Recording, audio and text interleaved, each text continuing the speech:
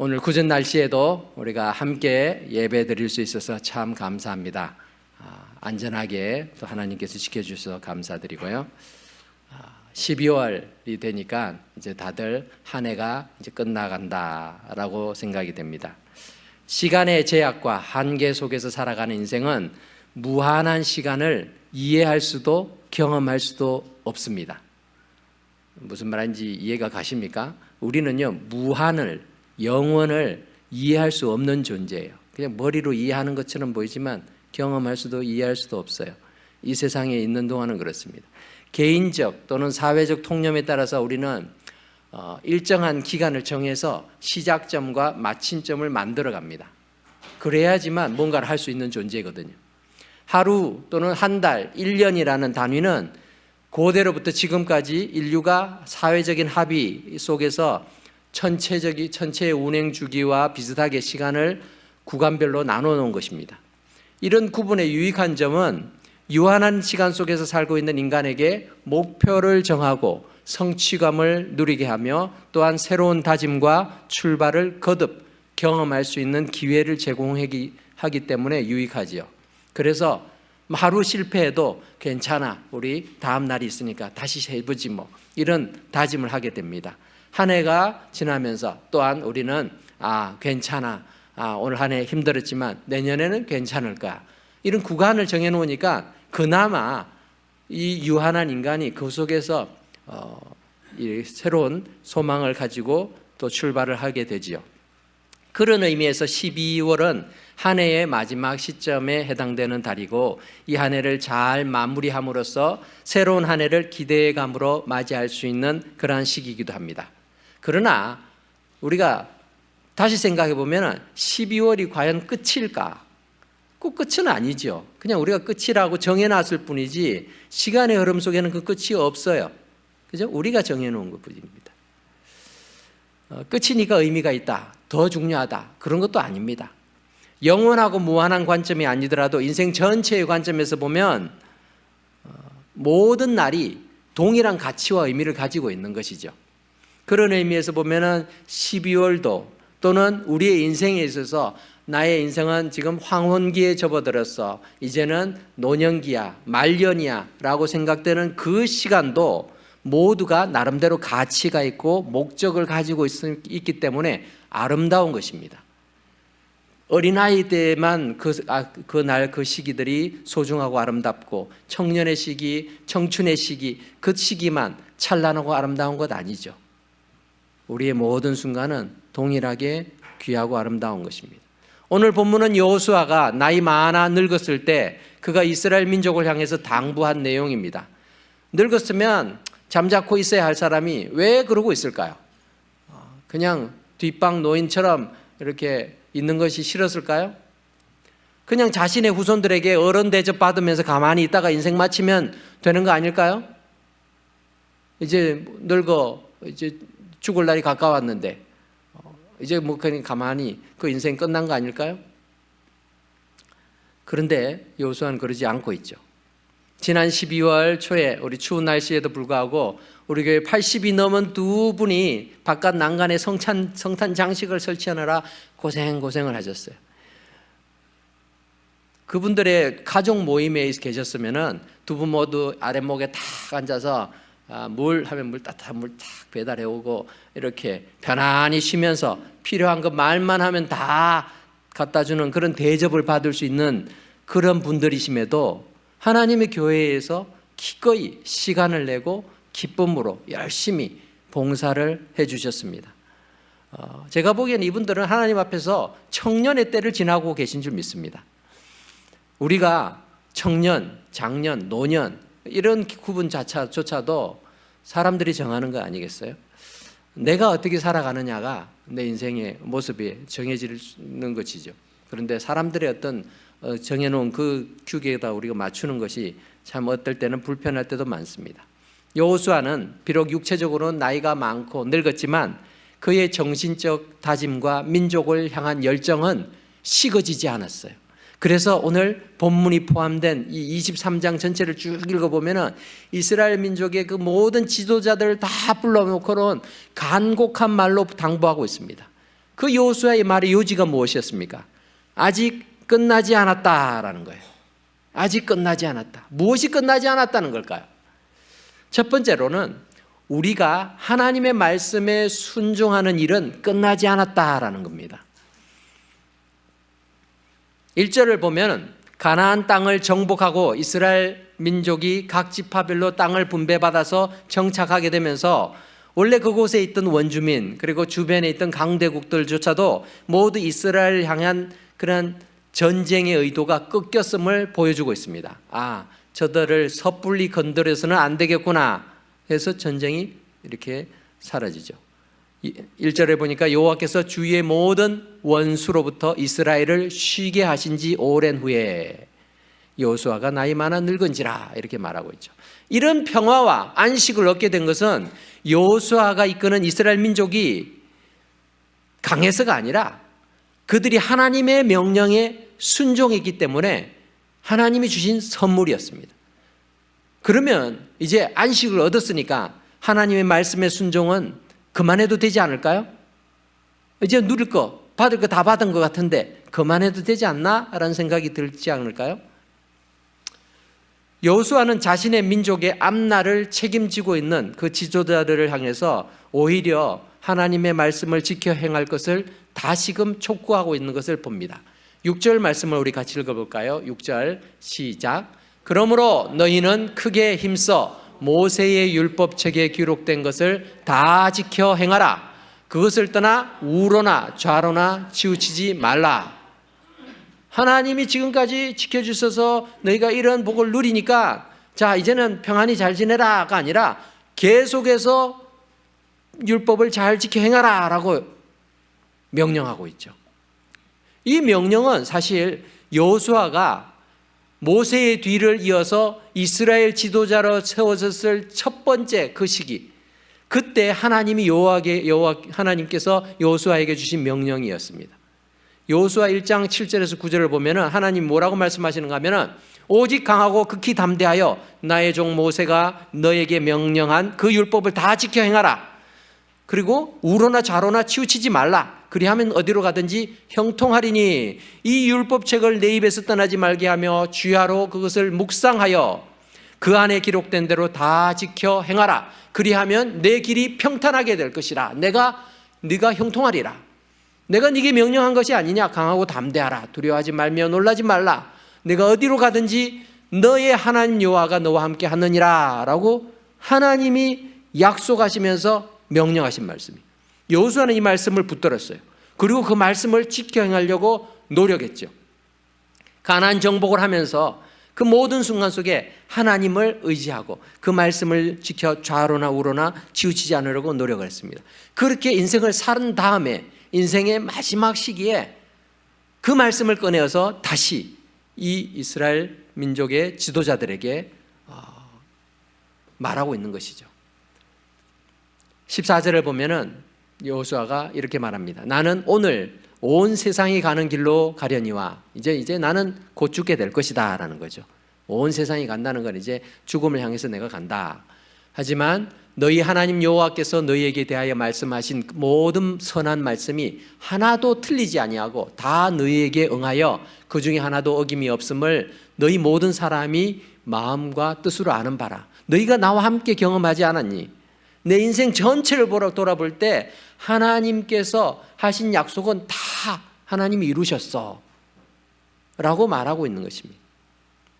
그것을 당신들도 목격했으니 하나님에 대한 순종 계속해서 해라. 하나님 말씀에 대해서 계속해서 순종하기를 바란다라는 말입니다.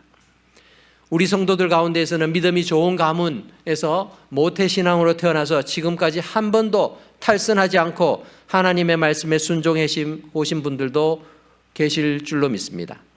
그러면 평생 하나님을 위해서 순종하고 하나님 말씀에 순종했으니까 이제 남은 인생 내 마음대로 살아도 괜찮지 않을까 그렇게 생각이 되나요? 그렇지 않죠. 성경은 하나님의 백성들에게 마음을 다하고 목숨을 다하고 성품을 다하고 뜻을 다하여 하나님을 사랑하라 라고 말씀하죠. 우리 주님께서 가장 첫 번째 되는 계명이 바로 이 말씀이다 라고 말씀해 주면서 우리의 순종이 목숨이 다하는 그날까지 계속되어야 한다라고 알려주고 계시는 것입니다. 그래서 아직 끝이 아닙니다. 사랑하는 은혜와 평강교회 성도 여러분, 우리가 하나님 앞에 순종하는 것은 내 기력이 딸리니까, 내가 나이가 많으니까, 내가 병들었으니까, 내가 가난하니까 이제 그만해도 돼, 이제 끝이야 라고 우리가 말할 수 없다라는 것입니다. 우리는 주님 앞에 서는 날까지 하나님의 말씀 앞에 순종하는 일을 멈추지 않기를 바랍니다. 두 번째로, 하나님의 돌보심, 즉 하나님의 인도하심과 보호하시는 그 손길은 아직 끝나지 않았습니다. 오늘 3절 4절에는 너희 하나님 여호와께서 너희를 위하여 이 모든 나라에 행하시는 일을 너희가 다 보았다. 하나님이 너희를 위해서 싸우셨다. 보라, 요단에서 해지는 쪽, 즉 지중해 대해까지 남아있는 나라들과 이미 멸한 모든 나라를 너희를 위하여 제비 뽑아서 기업으로 나눠주었다라고 여호수아가 말하고 있습니다. 하나님께서 과거에 이렇게 이스라엘로 하여금 모든 전쟁에서 승리함으로 가나안 땅을 차지하게 만들고 그 가나안 땅을 기업으로 분배해 주셨어요. 그뿐만 아니라 지금도 남아있는 원주민, 그리고 주변 강국의 그런 사람들조차도 하나님께서 쫓아내고 그 땅을 차지하게 할 것이다 라고 5절에서 말하고 있습니다. 너희 하나님 여호와 그가 너희 앞에서 그들을 쫓아내시고 그리고 너희 목전에서 그들을 떠나게 하실 것이다. 그러니까 너희가 그 땅을 차지하게 될 거야. 하나님의 돌보시는 그 손길은 너희들과 앞으로도 계속될 거야. 하나님이 여기까지 도와줬으니까 이제 너희가 알아서 해 라고 말하는 것이 아니라 하나님이 끝까지 함께 하신다라는 거죠. 하나님의 인도하심은 끝나지 않습니다. 하나님의 인도하심은 모든 성도들을 주님의 나라에 이끄실 때까지 끝까지 붙들고 역사하실 줄 믿습니다. 그 믿음을 가지고 우리가 살아가는 거예요. 세상이 아무리 곤고하고 힘들다 할지라도 우리가 소망을 가지고 있는 것은 하나님이 나와 함께 하신다는 거죠. 에벤에셀의 하나님이 여기까지 인도하셨는데 장래에도 하나님이 인도하실 것을 우리가 믿기 때문에 우리가 하나님을 바라보면서 하나님의 도우심이 끝나지 않았군요. 그래서 우리가 감사하고 더 기대할 수 있는 줄 압니다. 하나님께서는 당신의 백성들을 위하여 지금도 일하고 계십니다. 길을 만드시고 기적을 행하시고 때로는 약속을 지키시는 그 모습을 통하여서 어둠 속에 있는 그러한 하나님의 백성들을 빛 가운데로 인도해 가시면서 부르짖는 하나님의 자녀들의 간구에 응답하시는 분이십니다. 예레미야 선지자는 이렇게 말합니다. 일을 행하시는 여호와, 그것을 만들며 성취하시는 여호와, 그의 이름을 여호와라 하는 이가 이와 같이 이르시도다. 우리 3절을 같이 읽어볼까요? 너는 내게 부르짖으라. 내가 네게 응답하겠고 내가 알지 못하는 크고 은밀한 일을 내게 보이리라. 아멘. 이런 하나님을 믿고 산다는 것이 얼마나 큰 축복입니까? 이 축복은 이 땅에서 끝이 아니라 계속해서 이어질 것이기에 더욱 감사함으로 우리가 주님을 바라보며 살아가는 그런 성도들이 될 수 있기를 바랍니다. 자, 이렇게 좋은 것들, 말씀에 대한 순종이 끝이 아니기에 우리가 계속해서 말씀을 순종하고 또 하나님의 돌보심이 끝이 아니기에 우리가 이 세상 살아갈 맛이 나는데 그것만 있으면 얼마나 좋겠어요. 그런데 끝나지 않은 것 중에 경계할 것도 있습니다. 그것은 바로 세 번째로 불신앙의 위험성이 끝나지 않는다라는 거죠. 아직 끝나지 않은 것은 호시탐탐 우리를 넘어뜨리려고 하는 사탄의 유혹과 대적도 여전히 존재하고 있다는 것을 우리는 직시해야 합니다. 오늘 7절 말씀을 보니까 너희 중에 남아있는 이 민족들 중에 들어가지 말라. 그들의 신은들의 이름을 부르지 말라. 그것들을 가리켜 맹세하지 말라. 또 그것들을 섬겨서 그것들에게 절하지 말라라고 명령하고 있죠. 여호수아 23장 전체를 자세히 읽어보면 여호수아가 지금 말년에 참 죽음을 앞두고서 가장 염려하고 있는 것이 무엇인가 하면은 결국 이스라엘 민족이 하나님을 버리고 다른 우상을 섬길까, 그것을 걱정하고 있는 거예요. 자신을 비롯해서 이스라엘 민족이 하나님의 말씀에 순종했을 때 얼마나 많은 하나님의 축복을 누렸는지, 그리고 신실하신 하나님께서 끝까지 하나님을 경외하고 또 사랑하는 사람들에게 함께 하시고 돌보실 것이다 라는 것을 자세히 설명하고 있는 그 이유들이 결국은 당신들을 넘어뜨리려고 호신탐탐 이렇게 유혹하고 공격하는 사탄의 그런 세력이 끊이지 않는다라는 것을 알려주기 위함입니다. 그래서 여호수아는 자신이 죽고 난 뒤에 이스라엘 민족이 가나안에 있는 그 원주민들의 종교나 문화에 물들어서 하나님을 버리고 우상을 섬기는 그 불신앙의 죄를 범하지 않도록 신신당부하고 있습니다. 이런 불신앙은 문화를 통해서 서서히 조금씩 스며들게 되는데 그 대가는 혹독할 것이다 라고 경고합니다.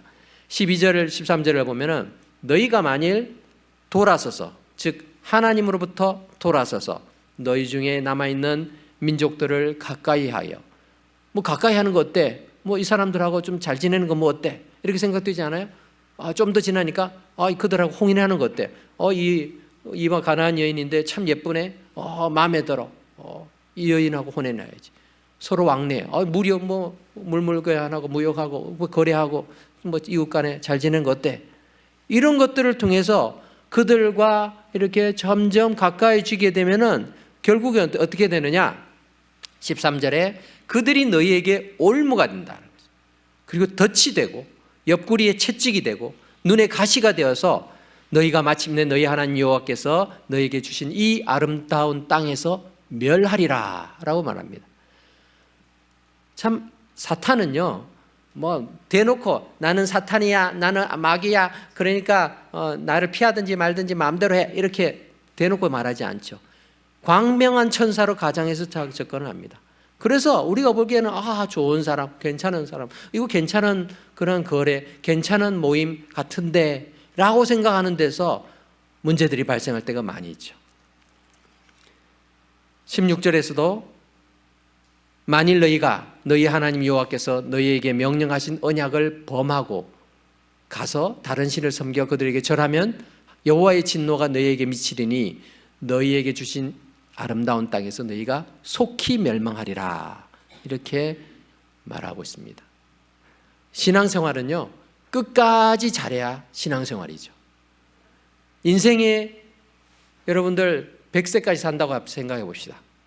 99세까지 신실하고 충성스럽게 하나님을 잘 섬기다가 마지막 순간에 하나님 저주하고 예수님 부인하면 그 인생은 신앙생활이었을까요? 그래도 99% 잘했으니까 괜찮은 거 아닌가? 아니요. 마지막 순간이 중요하죠. 이와 반대로 극단적일 수도 있지만 평생 불신앙의 모습으로 살았지만 마지막 순간에 진심으로 회개하고 예수님을 구주로 영접한 사람은요 비록 부끄러운 구원일지는 모르지만요 구원받는 자예요. 예수님의 십자가 옆에 있던 한편 강도도 그렇게 마지막에 구원을 받습니다. 교도소 사역이 중요한 이유는요 교도소에서 사형 선고를 받은 사람들이 그들에게 복음을 전할 때에 마지막 사형당하기 전에 예수님을 구주로 믿고 그 인생 세상에서는 실패한 인생이지만 하나님 앞에 구원받은 인생이에요. 세상에서 성공한 인생으로 잘 살아도 하나님 앞에 구원받지 못한 인생 세상에 얼마나 많습니까? 우리의 공로나 노력에 의해서 구원받는 것이 아니라 하나님의 은혜 가운데서 구원받기에 우리는 내가 많이 수고했으니까 나의 구원은 당연한 거라고 말할 수 없는 것입니다. 하나님께서 하신 일을 믿고 받아들이는 것 그리고 하나님의 주권을 겸손하게 인정할 때 우리는 우리의 구원이 예수님을 통해서 보정되고 확정되는 것을 믿는 것입니다. 말씀을 맺겠습니다. 여호수아가 마지막까지 이스라엘 후손들에게 보여주고 싶었던 것은 하나님의 돌보심은 끝이 없고 우리의 순종 역시 끝나지 않았으며 이러한 결심과 각오를 무너뜨리려는 그 사탄의 공격으로 인해서 불신앙의 위험이 항상 도사리고 있음을 깨달아 경계해야 된다라고 말하고 있는 것입니다. 여러분 세상 직업에는 은퇴 연령이 있죠. 직종마다 다르긴 하지만 어느 정도 나이가 되면 정년 은퇴하고 또 사회보장제도가 잘 갖춰져 있는 그런 나라나 단체에서는 그 은퇴 이후에 노후 생활을 잘 누릴 수 있도록 제도화되어 있습니다. 그래서 더 이상 일하지 않아도 뭐라고 하는 사람 아무도 없습니다. 그냥 하고 싶은 거 하며 살면 됩니다. 그런데 신앙생활은 그렇지 않다라는 거예요. 신앙생활에는 은퇴가 없고 노후가 없어요. 우리에게 있어 하나님께서 넌 노후니까 노후 생활을 참 편안하게 안락하게 편안하게 대접받으면서 누리면서 살아라고 말씀한 적이 없다라는 거예요. 우리는 우리가 가진 시간의 한계를 깨트리는 하나님의 영원하신 축복을 선물로 받은 존재입니다. 영원이라는 개념 자체가 이 땅에서는 우리가 경험할 수 없기 때문에 다 이해할 수 없지만 영원한 생명, 무한한 기쁨과 감사, 영원한 천국을 보장받은 하나님의 자녀로서 이 땅에서 유한한 시간대를 통해서 그날을 기대하고 기다리며 우리는 살아갑니다. 이 땅에서의 우리의 인생은 끝을 기다리는 인생이 아니고 시작을 기다리며 준비하는 인생이에요. 우리는요, 끝장을 보는 그런 삶을 사는 게 아니고요, 시작을 기대하는 거예요. 영원한 삶이 어떤 삶일까? 하나님께서 주시는 무한한 기쁨, 무한한 그 찬양과 그 감사가 넘치는 그 인생, 천국의 삶은 어떤 것인가? 그 시작점을 우리가 기대하면서 살아가는 인생이라는 것이죠. 예수 믿는 신앙은 그래서 나이가 많아 늙어도 끝나지 않습니다. 믿음은 우리의 인생 관계 끝이 나는 게 아니고 주님 앞에 서는 날 완성되는 거예요. 이것이 믿음이었군요. 나의 믿음은 참 연약했는데 하나님 앞에 짠 서는 순간에 그 완전한 믿음 속에서 하나님을 바라보니까 그것이 너무나 감사하고 나의 부족한 믿음에도 나를 구원하신 하나님 앞에 감사하게 되는 것입니다. 예수님이 이 땅에 오신 것도 하나님의 약속의 성취이고 부활 성취하신 예수님께서 이 땅에 다시 오실 것 또한 하나님의 완전한 구원 계획이 아직 끝나지 않았기 때문입니다. 그래서 우리는 아직 끝나지 않은 그 하나님의 일들을 기다리고 있는 것이죠. 사랑하는 은혜와 평강교회 성도 여러분, 믿음의 주요 온전케 하시는 그 예수님 바라보는 인생 될 수 있기 바랍니다. 인생의 황혼기에 접어들었다고 마냥 내 인생 끝나기만 기다리는 수동적이고 소극적인 인생이 아니라 하루하루가 새로운 시작이다 라는 것에 감사하고 하나님 앞으로 한 걸음씩 더 나아가는 진취적이고 역동적인 인생을 살아가는 믿음의 사람 다 될 수 있기를 바랍니다.